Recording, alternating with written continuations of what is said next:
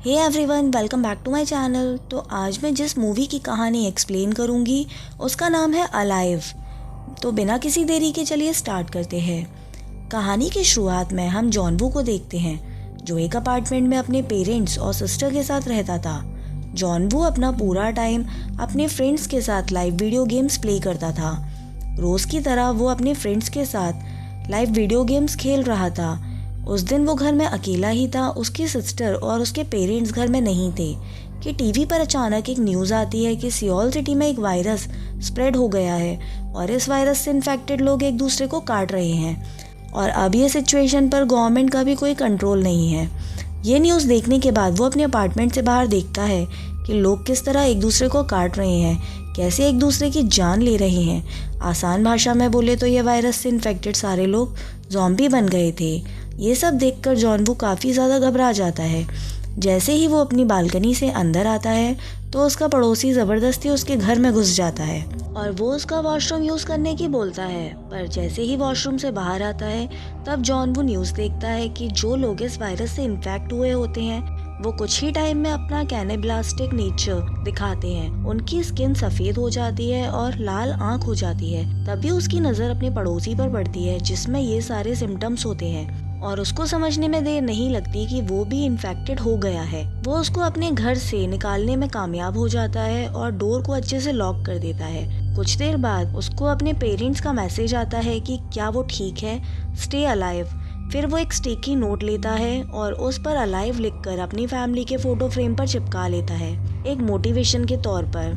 अब वो main door पर फ्रिज लगा देता है एज अ बैरिकेड और खुद को अपने अपार्टमेंट में बंद कर लेता है। अब वो एक नोट जिस पर स्टे अलाइव लिखा होता है वो सोशल मीडिया पर पोस्ट करता है, इस उम्मीद से कि कोई उसकी हेल्प के लिए आएगा। पर बहुत देर तक कोई भी नहीं आया क्योंकि पूरा एरिया इन्फेक्टेड हो चुका था। ये उसने ड्रोन चलाकर पता किया था जब उसके मोबाइल में सिग्नल्स मिल रहे थे। तभी अचानक उसके फोन की बैटरी डिस्चार्ज हो जाती है। कुछ ही दिन में ये वायरस पूरी बिल्डिंग में स्प्रेड हो गया था। अब ये वायरस में एक खास बात थी कि भले ही ये सारे के सारे ज़ॉम्बीज बन गए थे पर ये अपना डेली रूटीन नहीं भूले थे, जैसे सुनना, देखना, ऑफिस जाना। ये सब इन ज़ॉम्बीज में एक नया कॉन्सेप्ट था।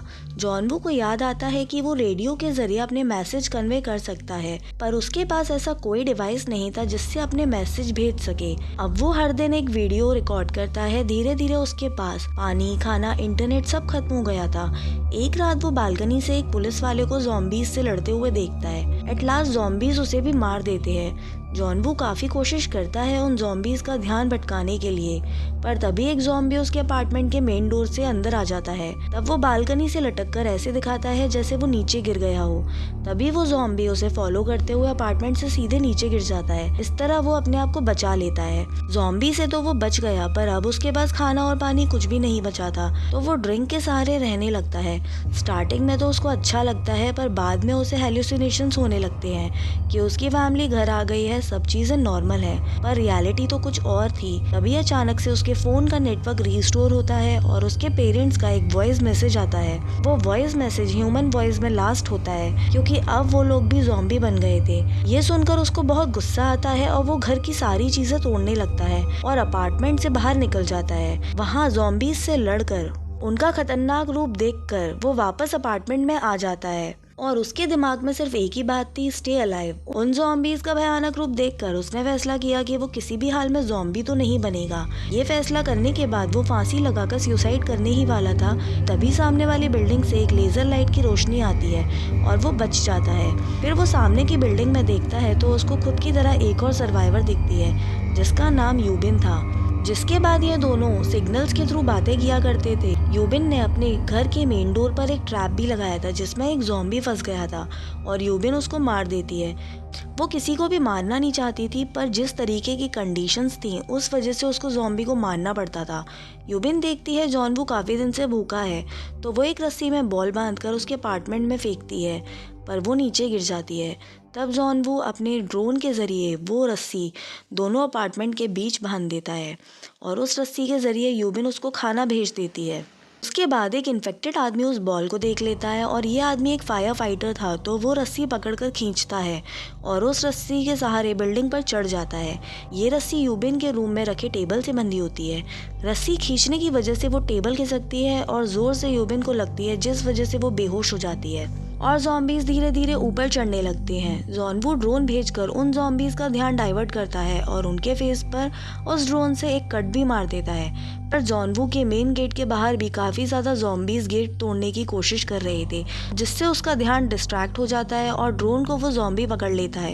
इतने में यूबिन को होश आता है और वो उस ज़ॉम्बी का हाथ काट देती है। इससे वो नीचे गिर जाता है और उसकी मौत हो जाती है। अब जॉनवू डिसाइड करता है कि वो आसपास के फ्लैट में जाकर खाना ढूंढेगा। बाहर निकलकर वो एक ज़ॉम्बी के पास से चाबी लेता है और फ्लैट के अंदर घुस जाता है।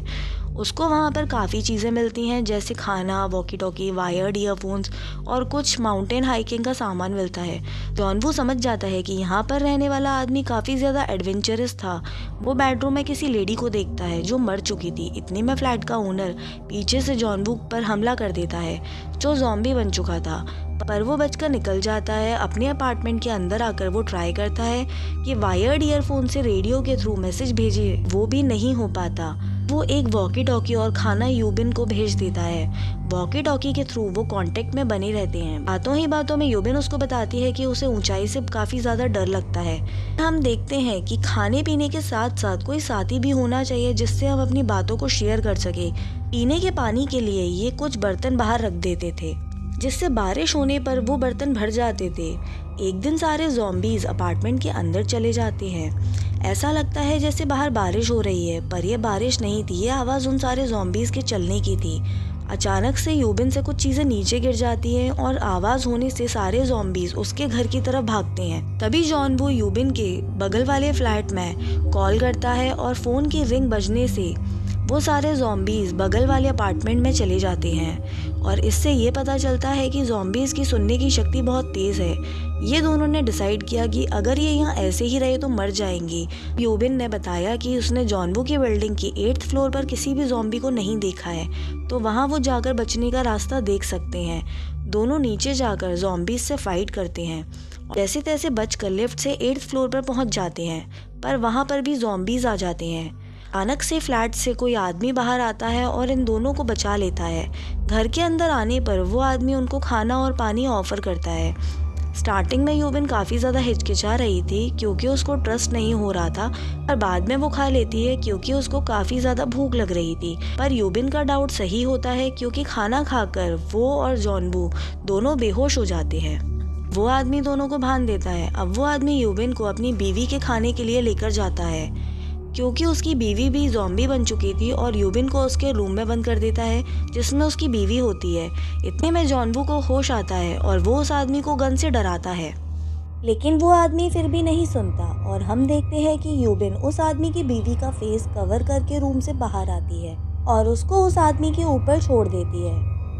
अब वो अपने ही हस्बैंड को काट लेती है। अब यूबिन उन दोनों को गन शॉट कर देती है, जिसकी आवाज़ सुनकर सारे ज़ॉम्बीज़ ऊपर की ओर भागते हैं। तभी यूबिन जॉनवू को कहती है कि वो उसको शूट कर दे कि अचानक उनको एक हेलीकॉप्टर की आवाज़ आती है और ये दोनों ज़ॉम्बीज़ का कड़ा मुकाबला करते हुए बिल्डिंग की छत पर आते हैं। छत पर पहुंचते ही उनको कोई भी हेलीकॉप्टर नहीं मिलता और ये काफ़ी ज़्यादा निराश हो जाती है।